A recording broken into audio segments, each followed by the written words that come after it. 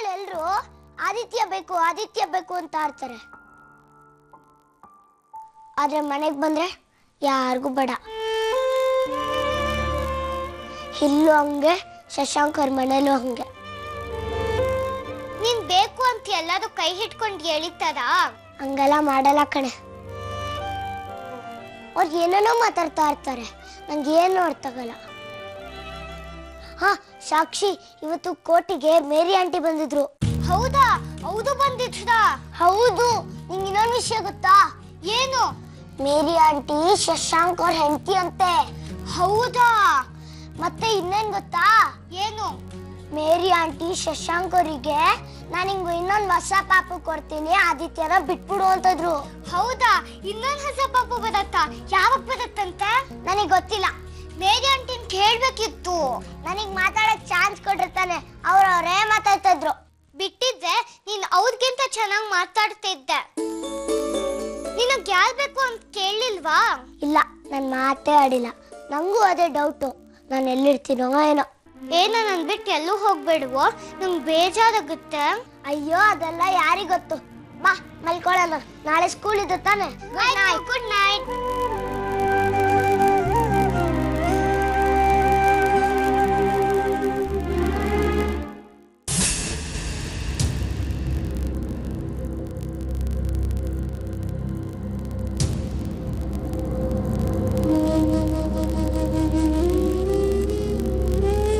ನೋಡಿ, ಇರೋ ವಿಷಯ ಹೇಳಿದ್ದೀನಿ. ಈಗ ನಮ್ಮ ಮುಂದಿರೋ ದೊಡ್ಡ ಪ್ರಾಬ್ಲಮ್ ಅಂದರೆ ಕಿಡ್ನಾಪ್ ಕೇಸ್. ಮನೆಯವರೇ ಮಾಡಿರೋದ್ರಿಂದ ನಾವೆಲ್ಲ ಸೇರ್ಕೊಂಡು ಮಾಡಿದ್ದೀವಿ ಅಂತ ತಿಳ್ಕೊಂಡಿದ್ದಾರೆ. ಆದರೆ ನಾವೆಲ್ಲ ಸೇರ್ಕೊಂಡು ಮಾಡಿದ್ದೀವಿ ಅನ್ನೋದಕ್ಕೆ ಯಾವುದೇ ಸಾಕ್ಷಿ ಪುರಾವೆ ಅವ್ರ ಹತ್ರ ಇಲ್ಲ. ಹಾಗೆ ನಾವು ಮಾಡೇ ಇಲ್ಲ ಅಂತ ಹೇಳೋದಕ್ಕೆ ನಮ್ಮ ಹತ್ರನೂ ಯಾವ ಸಾಕ್ಷಿ ಪುರಾವೆನೂ ಇಲ್ಲ. ಈ ಬೆನಿಫಿಟ್ ಆಫ್ ಡೌಟ್ ಶಶಾಂಕ್ಗೆ ಹೆಲ್ಪ್ ಆಗುತ್ತೆ. ಅಣ್ಣ, ಆದರೆ ಮೇರಿಯವ್ರು ನಮ್ಮ ಕಡೆ ಇದ್ದಾರೆ ಅಲ್ವಾ, ಅದರಿಂದ ನಮಗೆ ಪ್ರಾಬ್ಲಮ್ ಆಗಲ್ಲ. ಹಾಗಂತ ಹೇಳೋಕ್ಕಾಗಲ್ಲ. ಮೇರಿ ಇವತ್ತು ಕೋರ್ಟಿಗೆ ಬಂದು ಹೇಳಿರೋದ್ರಿಂದ ಇವತ್ತು ನಮ್ಗೆ ಹೆಲ್ಪ್ ಆಗಿರ್ಬೋದು. ಆದರೆ ನಾಳೆನೂ ಇದೇ ಕಂಟಿನ್ಯೂ ಆಗುತ್ತೆ ಅಂತ ನನಗೆ ನಂಬಿಕೆ ಇಲ್ಲ. ಅಂದರೆ ಕಾಳೆ ಬಹಳ ಬುದ್ಧಿವಂತ. ಮೇರಿಯಿಂದ ಶಶಾಂಕು ಮಗು ಪಡಿಬೋದು ನಿಜ, ಆದರೆ ಮಗು ಹಾಗೆ ಆಗುತ್ತೆ ಅನ್ನೋ ಗ್ಯಾರಂಟಿ ಇಲ್ಲ.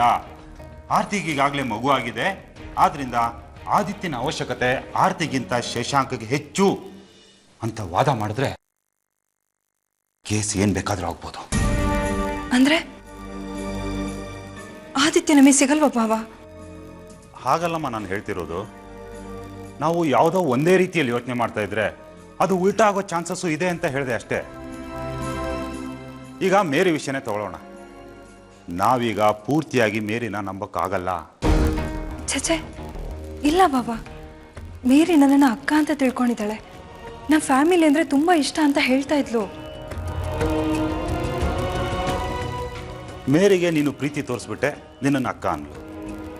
ಶಶಾಂಕ್ ನಿನಗಿಂತ ಹೆಚ್ಚಿಗೆ ಪ್ರೀತಿ ತೋರಿಸಿ ನಾನು ನಿನಗೆ ಬಾಳ್ ಕೊಡ್ತೀನಿ, ನನಗೆ ಆದಿತ್ಯನ ಕೊಡಿಸು ಅಂತ ಕೇಳಿದ್ರೆ ಆಗ ಮೇರಿ ಚೇಂಜ್ ಆಗಲ್ಲ ಅನ್ನೋದಕ್ಕೆ ಏನು ಗ್ಯಾರಂಟಿ? ಮೇರಿ ಬದಲಾಗಲ್ಲ ಹಾಗಂತ ನಾವು ಅಂದ್ಕೊಂಡಿದ್ದೀವಿ. ಆದರೆ ಯಾರು ಯಾವಾಗ ಹೇಗೆ ಬದಲಾಗ್ತಾರೆ ಅಂತ ಹೇಳೋಕ್ಕಾಗಲ್ಲ.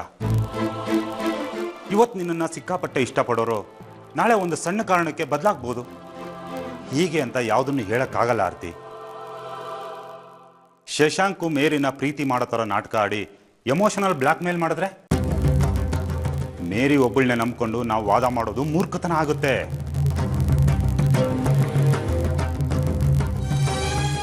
ನೀವು ಹೇಳೋದು ಸರಿಯಾಗೇ ಇದೆ. ಈಗ ನಾವೇನು ಮಾಡಬೇಕು ಅಂತ ಹೇಳಿ? ಹೌದಣ್ಣ, ಆದಿತ್ಯ ನಮ್ಮಲ್ಲೇ ಇರಬೇಕು ಅಂದರೆ ಏನು ಮಾಡಬೇಕು ಅಂತ ಹೇಳು. ಕೋರ್ಟಲ್ಲಿ ಹಿಯರಿಂಗ್ ನಡೀತಿದೆ, ಅದ್ರ ಪಾಡ್ಗೆ ಅದು ನಡೀತಾ ಇರಲಿ. ನಾವೆಲ್ಲ ಸೇರಿಕೊಂಡು ಶಶಾಂಕ್ ಹತ್ರ ಒಂದು ಸರ್ತಿ ಮಾತಾಡಲೇಬೇಕು. ಏನೋ ಶಶಾಂಕ್ ಜೊತೆ ಮಾತಾಡದ? ಏನು ಬೇಕಾಗಿಲ್ಲ. ಆ ನನ್ನ ಮಗನ ಕತ್ತರಿಸಾಕಿ ಜೈಲ್ಗೆ ಹೋಗ್ತೀನಿ. ಅವಾಗ ಆದಿತ್ಯ ನಮ್ಮಲ್ಲೇ ಇರ್ತಾನೆ. ಹೌದಪ್ಪ, ನೀನು ಶಶಾಂಕ್ನ ಕೊಲೆ ಮಾಡಿ ಜೈಲಿಗೆ ಹೋಗು. ಆದಿತ್ಯ ಆರ್ತಿಗೆ ಸಿಕ್ಬಿಡ್ತಾನೆ. ಆದರೆ ನಿನ್ನನ್ನೇ ನಂಬ್ಕೊಂಡು ಬಂದಿದ್ದಾಳಲ್ಲ ರಾಕಿ, ಅವಳ ಕತೆ ಏನು ಯೋಚನೆ ಮಾಡಿದೀಯಾ?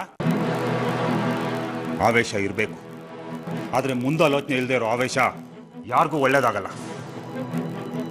ಶಶಾಂಕ್ ರಕ್ತ ಕೊಟ್ಟಿದ್ದಕ್ಕೆ ನಾವು ಆರ್ತಿನ ಉಳಿಸ್ಕೊಂಡಿದ್ದು, ಅದನ್ನು ಮರಿಬೇಡ. ಭಾವ, ನೀವೆಲ್ಲರೂ ಅಲ್ಲಿ ಹೋಗೋದ್ರಿಂದ ಏನು ಪ್ರಯೋಜನ ಆಗಲ್ಲ ಅಂತ ನನಗೆ ಅನ್ನಿಸ್ತಾ ಇದೆ. ಅವತ್ತು ನಾನು ಅವ್ನ ಕಾಲಿ ಬಿದ್ದು ಅಷ್ಟೆಲ್ಲ ಬೇಡ್ಕೊಂಡಾಗಲೇ ಅವ್ನು ಕರಗಲಿಲ್ಲ. ಈಗ ನೀವೆಲ್ಲರೂ ನಿಮಗೆ ಅವಮಾನ ಆದ್ರೆ. ಆರ್ತಿ, ಇವ್ರು ಹೇಳ್ತಾ ಇರೋದು ಸರಿಯಾಗೇ ಇದೆ. ಯಾರಿಗ್ ಗೊತ್ತು, ನಾವೆಲ್ಲ ಹೋಗಿ ಮಾತಾಡಿದ್ರೆ ಅವ್ನು ಬದಲಾಗ್ಬೋದು. ಸರಿ, ಹಾಗಾದ್ರೆ ನಾಳೆ ನನ್ನ ಜೊತೆ ಶಶಾಂಕ್ ಮನೆಗೆ ಯಾರ್ಯಾರು ಬರ್ತೀರಾ?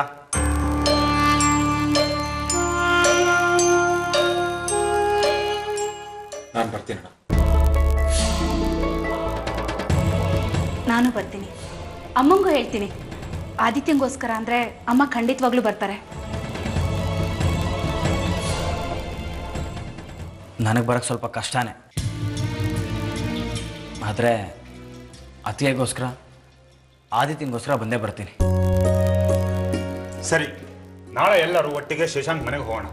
ಅಲ್ಲಿ ಪ್ರಾಬ್ಲಮ್ ಸಾಲ್ವ್ ಆದ್ರೆ ಕೋರ್ಟ್ನ ಅವಶ್ಯಕತೆನೇ ಇರಲ್ಲ.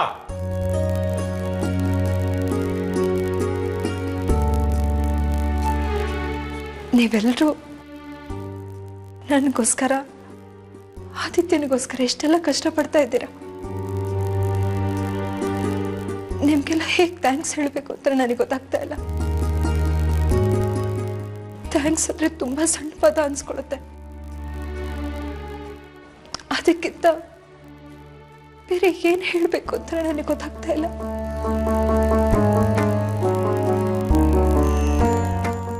ನಿಮ್ಮೆಲ್ರಿಗೂ ಕೈ ಮುಗಿದು ಹೇಳ್ತಾ ಇದ್ದೀನಿ,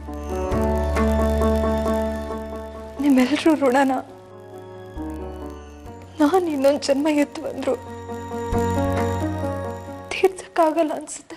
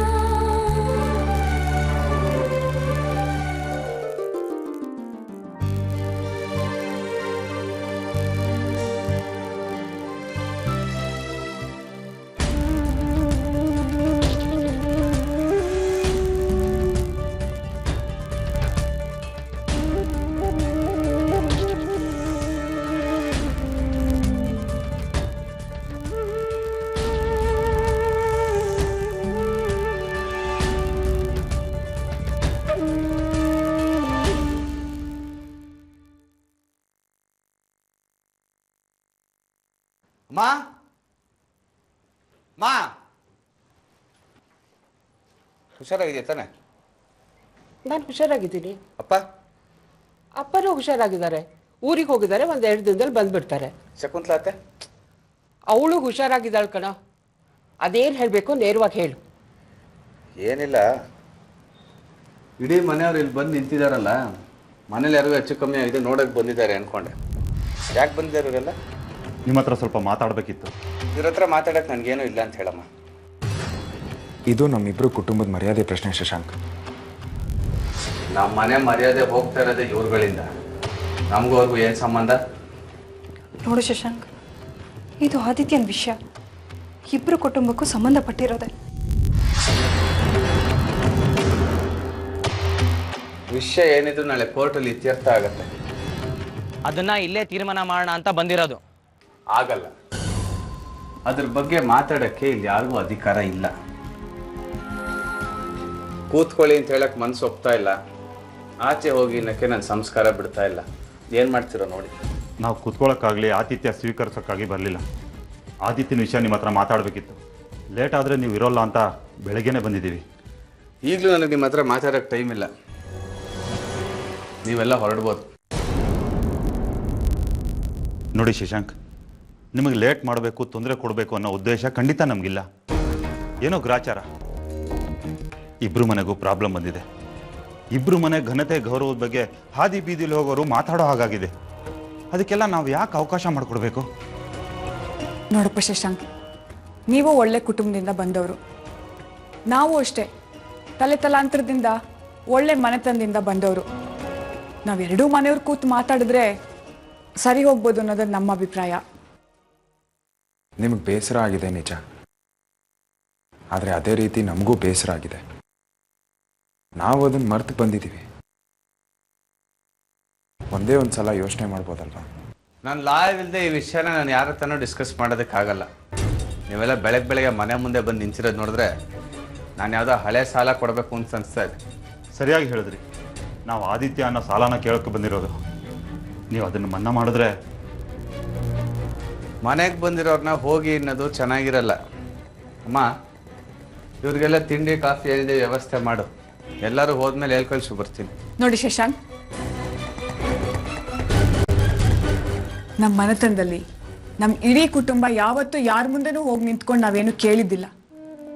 ನಮ್ಮ ಜೀವನದಲ್ಲಿ ಮೊದಲನೇ ಸಲ ನಮ್ಮ ಇಡೀ ಕುಟುಂಬ ನಿಮ್ಮ ಮುಂದೆ ಬಂದು ನಿಂತ್ಕೊಂಡು ಕೇಳ್ತಾ ಇದ್ದೀವಿ. ದಯವಿಟ್ಟು ಒಂದು 10 ನಿಮಿಷ ನಮ್ಮ ಜೊತೆ ಕೂತ್ಕೊಂಡು ಮಾತಾಡಿ. ಹೋದ್ಮೇಲೆ ಹೇಳ್ಕಳ್ಸು. ಶಶಾಂಕ್, ಗಾಯತ್ರಿ ಅವರು 1 ನಿಮಿಷ. ಶಶಾಂಕ್, ಶಶಾಂಕ್, ಶಶಾಂಕ್ ನಿಂತ್ಕೊಳ್ಳೋ. ಕರಿತಾ ಇದ್ರೆ ಕಿವಿ ಕೇಳಿಸ್ದೇರೋ ಅಂತಾರ ಹೋಗ್ತಾನೆ ಇದೆಯಾ? ನಿಂತ್ಕೊಂಡ್ರೆ ನೀ ಏನು ಹೇಳ್ತೀಯ ಅಂತ ಗೊತ್ತು, ಅದಕ್ಕೆ ಹೋಗ್ತಾ ಇರೋದು. ಹೌದು, ನೀನೇ ಅವ್ರಿಗೆಲ್ಲ ಬರಕ್ಕೆ ಹೇಳಿದ್ಯಾ? ನನಗೆ ನಿನ್ನ ಮೇಲೆ ಅನುಮಾನ. ಅವನು ಬೆಳಗ್ಗೆ ಬೇಗ ಎದ್ದು ಕೆಲಸ ಕೊಟ್ಟೋಗ್ತಾನೆ, ರಾತ್ರಿ ಎಷ್ಟೊತ್ತಿಗೆ ಬರ್ತಾನೆ ಗೊತ್ತಿಲ್ಲ, ಅದಕ್ಕೆ ಬೆಳಗಾಗೆದ್ದು ಬಂದ್ಬಿಡಿ ಅಂತ ಹೇಳಿರ್ತೀಯ. ಇಲ್ಲಾಂದ್ರೆ ಇಷ್ಟೇ ಇರೋವಾಗ ಯಾರು ಬೆಳಗಾಗೆದ್ದು ಬಂದು ಮನೆ ಮುಂದೆ ಕೂತ್ಕೋತಾರೆ? ಏನ್ ಕ್ರಿಮಿನಲ್ ಮೈಂಡೋ ನಿಂದು? ಹೇಗೋ ನಿನ್ಗೆ ಇಂಥದ್ದೇ ಯೋಚನೆಗಳು ಬರುತ್ತೆ? ಯಾಕೋ ಈ ಥರ ಆಡ್ತೀಯ? ಅವ್ರು ಬಂದಿದ್ದು ನನಗೆ ಅನಿರೀಕ್ಷಿತ ಕಣೋ. ಅಲ್ಲ ಕಣೋ, ಗಾಯತ್ರಿ ಅವರು ಅಷ್ಟು ದೊಡ್ಡವರು. ನಿನ್ನ ಹತ್ರ ಬಂದು ಪ್ಲೀಸ್ ನಿನ್ನ ಹತ್ರ ಮಾತಾಡ್ಬೇಕು ಅಂದ್ರೆ ಮುಖ ತಿರ್ಗಿಸ್ಕೊಂಡು ಬಂದ್ಯಲ್ಲ, ಅವ್ರು ಎಷ್ಟು ನೊಂದ್ಕೊಂಡಿರ್ಬೋದು ಹೇಳು? ಇದೊಳ್ಳೆ ಚೆನ್ನಾಯ್ತಲ್ಲ. ಅವ್ರು ಮಾತಾಡಬೇಕು ಅಂದ್ರು ಅಂತ ನಾನು ಹಲ್ಗಿಂಚ್ಕೊಂಡು ನಿಂತ್ಕೊಳಕ್ಕಾಗತ್ತಾ? ಇಷ್ಟಕ್ಕೂ ಅವ್ರು ಏನು ಕೇಳಬೇಕು ಅಂತ ಇದ್ದಾರೆ ಅಂತ ನನಗೆ ಗೊತ್ತಿದೆ. ಹಾಗಲ್ಲ ಕಣೋ, ಆ ಹಸಿ ಬಾಣತಿ ಜೊತೆ ಇಡೀ ಮನೆಯವರೆಲ್ಲ ಬಂದಿದ್ದಾರೆ. ನಿನ್ನ ಅಷ್ಟೆಲ್ಲ ಕೇಳ್ಕೊತಾ ಇದ್ದಾರೆ. ಪ್ಲೀಸ್ ಒಪ್ಕೊಳ್ಳೋ. ನೋಡು, ನಿನ್ಗೆ ಆ ದಿನ ನೋಡ್ಬೇಕು ಅಂತ ಅನ್ಸಿದ್ರೆ ಅವ್ರ ಮನೆಗೆ ಯಾವಾಗ ಬೇಕಾದ್ರೂ ಹೋಗಿ ನೋಡ್ಬೋದು. ಆಗ ಮೊದ್ಲಿನ ತರ ಜಗಳ, ರಾದ್ದಾಂತ, ರಂಪ ಏನೂ ಇರಲ್ಲ ಕಣೋ. ಪ್ಲೀಸ್.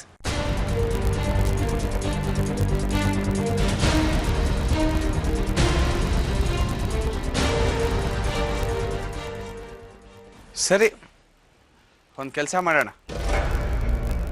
ನಾನು, ನೀನು, ಅಪ್ಪ, ಶಕುಂತ್ಲಾ ಅತ್ತೆ, ಆಮೇಲೆ ಸೊಸೆ ಅಂತ ಇವಾಗ ಮನೆ ಕರ್ಕೊಂಬಂದಿದ್ಯಲ್ಲ ಮೇರಿ ಅಂತ ಅನ್ನು.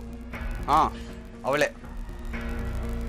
ಎಲ್ಲರೂ ಸೇರಿ ನಾಳೆ ಬೆಳಗ್ಗೆ ಎದ್ದು ಗಾಯತ್ರಿ ಅವ್ರ ಮನೆಗೆ ಹೋಗೋಣ. ನಾನು ಅವ್ರನ್ನ ಬೇಡ್ಕೋತೀನಿ, ಆದಿತ್ಯ ನನ್ನ ಮಗ, ಅವನು ನನಗೆ ಕೊಟ್ಬಿಡಿ, ನಮ್ಮನೇಲೇ ಇರಲಿ. ನಿಮ್ಮ ಮನೆಯವರು ಯಾವಾಗ ಬೇಕಾದರೂ ಯಾರು ಬೇಕಾದರೂ ಬಂದು ಅವನ್ನ ನೋಡ್ಕೊಂಡು ಹೋಗ್ಬೋದು, ಏನೋ ರಂಪ ರಗಳೆ ಇರಲ್ಲ ಅಂತ. ತಾಯಿ ಮಗುನ ದೂರ ಮಾಡೋದು ಪಾಪ ಕಣೋ. ತಂದೆ ಮಗನ ದೂರ ಮಾಡೋದು ಪಾಪನೇ. ಹಾಗಲ್ಲ ಕಣೋ, ನಿನಗೂ ಮಗು ಆಗತ್ತೆ ಕಣೋ. ಈಗ ಹೇಗೋ ಮೇರಿ ಬಂದಿದ್ದಾಳಲ್ವಾ, ನಿನ್ ಮಗುನ ನಾನೇ ಎತ್ತಿ ಆಡಿ ಬೆಳೆಸ್ತೀನಿ ಕಣೋ. ನೋಡಮ್ಮ, ಆದರೆ ಹೋದರೆ ಆಗತ್ತೆ ಇಂಥದ್ರ ಮೇಲೆ ನನಗೆ ನಂಬಿಕೆ ಇಲ್ಲ. ಈಗ ನನಗೆ ಆಲ್ರೆಡಿ ಒಬ್ಬ ಮಗ ಇದ್ದಾನೆ, ಅವನು ನನ್ನ ಜೊತೆ ಇದ್ದರೆ ನನಗೆ ಅಷ್ಟೇ ಸಾಕು. ಅವ್ರು ಹುಟ್ಟಿದಾಗಿದ್ದ ಆರ್ತಿನೇ ಕಣೋ ಅವನನ್ನ ಸಾಕಿ ಬೆಳೆಸಿದ್ದು. ನೆನಪು ಮಾಡ್ಕೊ, ಒಂದು ಸಲನಾದ್ರೂ ಅವ್ನು ನಿನ್ನ ಅಪ್ಪ ಅಂತ ಕರೆದಿದ್ದಾನ?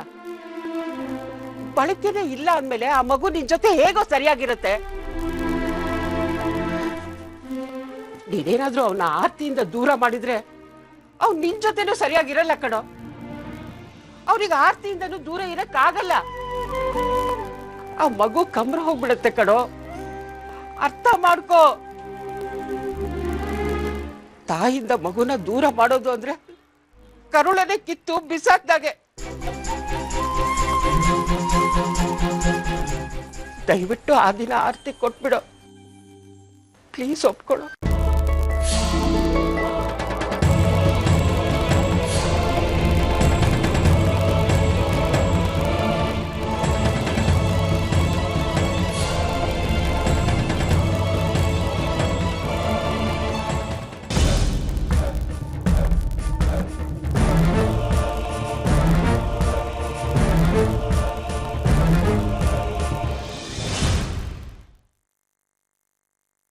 ನೋಡಿ ಶಶಾಂಕ್, ನಮ್ಮ ಮಧ್ಯ ಬೇಕಾದಷ್ಟು ಜಗಳ ಆಗಿದೆ, ಹೊಡೆದಾಟಗಳು ಆಗಿದೆ.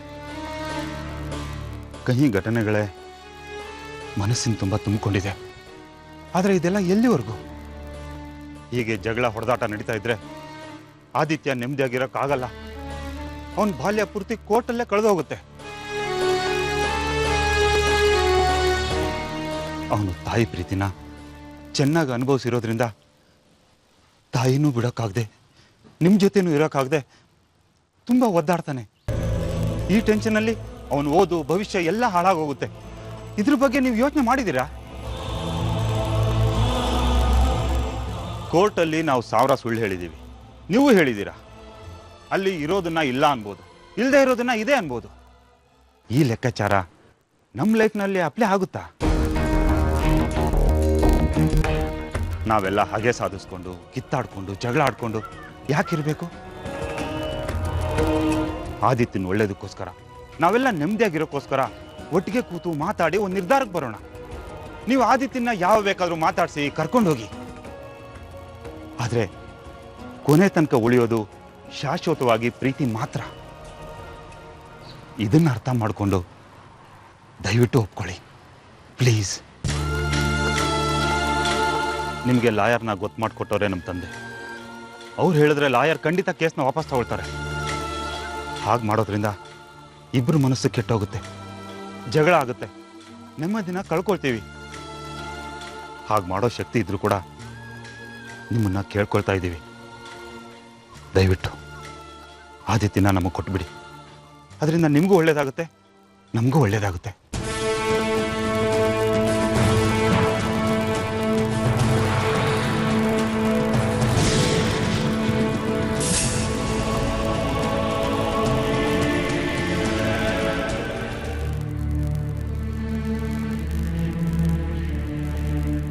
ಅಕ್ಕ, ಇನ್ನು ಎಷ್ಟೊತ್ತು? ಗೊತ್ತಿಲ್ಲ, ಏನಾಗತ್ತೆ ನೋಡ್ಬೇಕಲ್ಲ. ನಾವ್ಯಾಕಕ್ಕ ಇವ್ರ ಮನೆ ಬಾಗ್ಲು ಕಾಯ್ಬೇಕು? ಬಂದ್ ಎಷ್ಟೊತ್ತಾಯ್ತು? ಒಂದ್ ಲೋಟ ಕಾಫಿ ಕೊಟ್ಟಿದಾರಾ? ಅಟ್ಲೀಸ್ಟ್ ಒಂದ್ ಲೋಟ ನೀರು? ಒಳ್ಳೆ ಕರಿದ ಇರೋರ್ ಮನೆಗೆ ಬೇಡದವ್ರ ತರ ಬಂದ್ ಕೂತಿದೀವಿ. ರಾಕಿ, ಶೋಭಮ್ಮ ಅಂತವ್ರಲ್ಲ ಪಾಪ ಗಡ್ಬಿಡಿನಲ್ಲಿದಾರಲ್ಲ, ಅದಕ್ಕೆ ಮರ್ತೋಗ್ಬಿಟ್ಟಿರ್ಬೇಕು. ಒಂದ್ 10 ನಿಮಿಷ ಇರು, ಏನಾಗತ್ತೆ ನೋಡ್ಕೊಂಡು ಹೊಟ್ಟೋಗೋಣ. ಏನಾದ್ರೂ ನಮ್ಗೇನಕ್ಕ? ನೋಡಿ, ಅಷ್ಟು ಬೇಡ್ಕೋತಾ ಇದ್ದಾರೆ, ಅವ್ರು ಕರೀತಾ ಇದ್ದಾರಾ? ಅಕ್ಕ, ನಾವು ಫಸ್ಟ್ ಇಲ್ಲಿಂದ ಹೊರಡೋಣ. ನಾವ್ ಇಲ್ಲಿದ್ರು ಒಂದೇ, ಇಲ್ಲದೆ ಇದ್ರು ಒಂದೇ. ಆ ಆದಿತ್ಯನ್ ಕಟ್ಕೊಂಡು ನಮ್ಗೇನಾಗ್ಬೇಕು? ರಾಕಿ, ಹಾಗೆಲ್ಲ ಮಾತಾಡ್ಬಾರ್ದು. ನಾವ್ ಈ ಮನೆ ಸೊಸೆಯಂದಿರು. ಇಲ್ಲಿ ನಡೆಯೋ ಪ್ರತಿಯೊಂದು ಘಟನೆನೂ ನಮಗ್ ಸಂಬಂಧಪಟ್ಟಿದ್ದೆ. ಅಲ್ಲ ಅಕ್ಕ, ಮೊನ್ನೆ ನೀವು ಆರ್ತಿ ಅಕ್ಕನ ಬಗ್ಗೆ ನೋಡು, ನಾನು ಹೇಳೋದನ್ನ ಕ್ಲಿಯರ್ ಆಗಿ ಕೇಳಿಸ್ಕೊ. ನನಗ್ ಕೋಪ ಇರೋದು ಆ ಮಗು ಮೇಲೆ ಮಾತ್ರ. ಅದನ್ನ ನೋಡಿದ್ರೆ ನಂಗೆ ಸಿಟ್ಟು ಬರುತ್ತೆ. ಗಂಡ್ ಮಗು ಎತ್ಬಿಟ್ಟಿದ್ದಾಳೆ ಅಂತ ಇವರೆಲ್ಲ ಆಡ್ತಾರಲ್ಲ, ಅದನ್ನ ಸಹಿಸಕ್ ನನ್ನ ಕೈಯಲ್ಲಿ ಆಗಲ್ಲ. ಅದನ್ನ ಬಿಟ್ಟು ಸೂರ್ಯನ ಮೇಲಾಗ್ಲಿ ಆರ್ತಿ ಮೇಲಾಗ್ಲಿ ನಂಗೆ ಯಾವುದೇ ರೀತಿ ದ್ವೇಷ ಇಲ್ಲ. ಅದರಲ್ಲೂ ಆದಿದಾನಲ್ಲ, ತುಂಬಾ ಒಳ್ಳೆ ಹುಡುಗ ರಾಕಿ. ನಮ್ಮ ಮನೆಗೆ ಬಂದಾಗ್ಲಿಂದ ಒಂದು ದಿವಸಕ್ಕೂ ಸಿಟ್ಟು ಮಾಡ್ಕೊಂಡಿಲ್ಲ ಗೊತ್ತಾ ಅವನು. ನನ್ನಂತೂ ಬಾಯ್ ತುಂಬಾ ದೊಡ್ಡಮ್ಮ ಅಂತ ಕರೀತಾನೆ. ಅದೆಲ್ಲ ಸರಿ ಅಕ್ಕ, ಆದ್ರೆ ಈ ಶಶಾಂಕ್ ಯಾಕೆ ಈ ರೀತಿ ಆಡ್ತಾ ಇದ್ದಾರೆ? ಆರ್ತಿ ಮೇಲಿನ ಸಿಟ್ಟಿಗೆ ಈಗ ಆಡ್ತಿರೋದು. ರಾಕಿ, ಈ ಶಶಾಂಕ್ನ ನಂಬ್ಕೊಂಡು ನಾವೇನಾದ್ರೂ ಆದಿನ ಇಲ್ಲಿ ಬಿಟ್ಟು ಹೋದ್ರೆ ಅವನ್ಗೊಂದು ಗತಿ ಕಾಣಿಸ್ಬಿಡ್ತಾನಷ್ಟೆ. ಆದಿ ನಮ್ಮನೇಲಿದ್ರೆ ಅವನಿಗೂ ಒಂದ್ ನೆಲೆ ಆಗುತ್ತೆ. ಆದಿತ್ಯ ಬೀದಿ ಪಾಲಾಗೋದು ನಂಗಿಷ್ಟ ಇಲ್ಲ. ರಾಕಿ ಪ್ಲೀಸ್, ಆದಿತ್ಯನ್ಗೋಸ್ಕರ ನಾವು ಸ್ವಲ್ಪ ಹೊತ್ತಿಲ್ಲಿ ವೇಟ್ ಮಾಡಲೇಬೇಕು. ಸರಿ ಅಕ್ಕ, ನೀವು ಹೇಗೆ ಹೇಳ್ತಿರೋ ಹಾಗೆ ಮಾಡೋಣ. ಇವ್ರು ಯಾರು ನನ್ನ ಜೊತೆ ಮಾತಾಡ್ಲಿಲ್ವಲ್ಲ, ಅದಕ್ಕೆ ಹಾಗಂತ. ಎಷ್ಟೊತ್ತು ಬೇಕಾದರೂ ಕಾಯೋಣ. ಆದರೆ ಅಕ್ಕ, ಒಂದು ಮಾತು. ಏನು ಹೇಳು? ಈ ಮನೆಯವ್ರ ಬಗ್ಗೆ ನನಗೆ ಸರಿಯಾಗಿ ಗೊತ್ತಿಲ್ಲ. ಹೇಗೋ ಏನೋ ನೀವು ನನ್ನನ್ನು ಸರಿಯಾಗಿ ಗೈಡ್ ಮಾಡ್ತಾ ಇರ್ತೀರ ತಾನೆ? ನೀನು ನನ್ನ ತಂಗಿ, ನಾನು ಸದಾ ನಿನ್ನ ಜೊತೆಲಿರ್ತೀನಿ.